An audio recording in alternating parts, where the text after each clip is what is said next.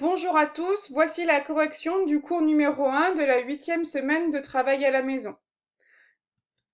Donc l'exercice 13, on vous demande dans ce triangle rectangle ADN de vous intéresser à l'angle en N, ici donc l'angle DNA ou AND.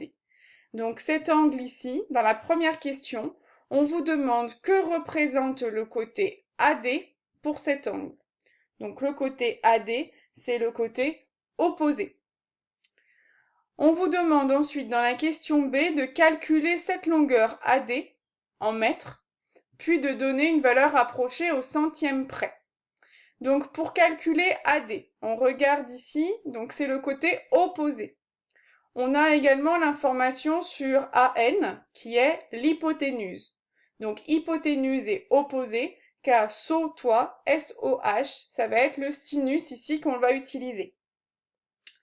On écrit que dans le triangle ADN rectangle en D, on a, et on écrit la formule du sinus.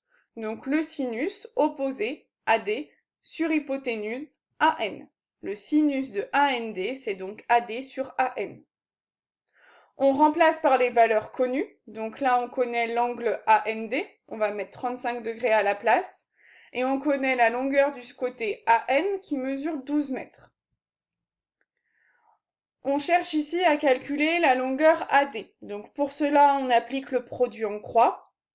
Donc AD, on le trouve en faisant 12 fois sinus de 35 degrés divisé par 1 qu'on ne va pas écrire. Donc on écrit que sinus de 35 degrés fois 12, c'est égal à AD. On le tape à la calculatrice et elle nous affiche ce résultat-là. Dans la question, on me demande de donner une valeur approchée au centième près. Donc le centième, c'est 2 chiffres après la virgule. Donc ici, 6,88. On écrit la phrase réponse. Le segment AD mesure environ 6,88 mètres.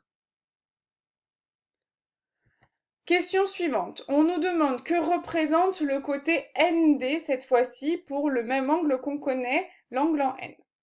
Le côté ND, c'est le côté adjacent. On nous demande ensuite de calculer cette longueur DN. Donc pour cela, comme on connaît le côté adjacent et comme on connaît l'hypoténuse, on va utiliser le cosinus. K sautois, K, C-A-H, cosinus, égale adjacent sur hypoténuse. On écrit donc que dans le triangle ADN rectangle en D, on a, et la formule du cosinus, donc adjacent sur hypoténuse, DN sur AN. On remplace par les valeurs connues. Là encore, on connaît l'angle AND, on va mettre que c'est 35 degrés, et AN, on va mettre que c'est 12. On a donc le cosinus de 35 degrés qui vaut ND sur 12. Pour trouver la longueur de ND, donc on va appliquer le produit en croix. Ici, ND, ça va être 12 fois cosinus de 35 degrés divisé par 1 qu'on n'écrit pas. On l'écrit donc ND égale cosinus 35 degrés fois 12. En le tapant à la calculatrice, voici ce qu'elle affiche. On nous demandait une valeur approchée au centième près, c'est-à-dire 2 chiffres après la virgule. Sauf qu'ici, le deuxième chiffre après la virgule, il est suivi d'un 9. Donc, c'est-à-dire qu'on va le monter d'une unité. Ça va pas être 9,82, mais bien 9,83, parce qu'on est plus proche de 83 que de 82. Donc ici, environ 9,83 pour ND. Et on écrit la phrase réponse, le segment ND mesure environ 9,83 mètres. On passe ensuite à l'exercice 14. On avait une échelle posée sur un mur de 4,5 mètres de haut. L'angle entre le sol et l'échelle est de 73 degrés et on nous demande de calculer la longueur de l'échelle. La longueur de l'échelle, du coup, ça va être la longueur du segment AC. Donc ici, on me demande de calculer la longueur du segment AC. Dans le triangle ABC, nous connaissons donc l'angle en A et son côté opposé. Le côté ici BC, c'est le côté opposé à l'angle. On cherche le côté AC, donc on cherche l'hypoténuse. Donc opposé et hypoténuse, car sautois, c'est SOH ici qui nous intéresse, on va donc utiliser le sinus. Dans le triangle ABC rectangle en B, on a donc la formule suivante pour le sinus. Sinus de l'angle BAC, ça va être égal à l'opposé, BC, sur l'hypoténuse, AC. On remplace par les valeurs connues. Ici, on connaît la mesure de l'angle, donc on va écrire 73 degrés. Et on connaît la mesure de BC, 4,5. Ça nous donne du coup sinus de 73 degrés égale 4,5 sur AC. Pour déterminer AC, un produit en croix, donc ici, AC, ça va être 4,5 fois 1, qu'on n'écrit pas, divisé par le sinus de 73 degrés.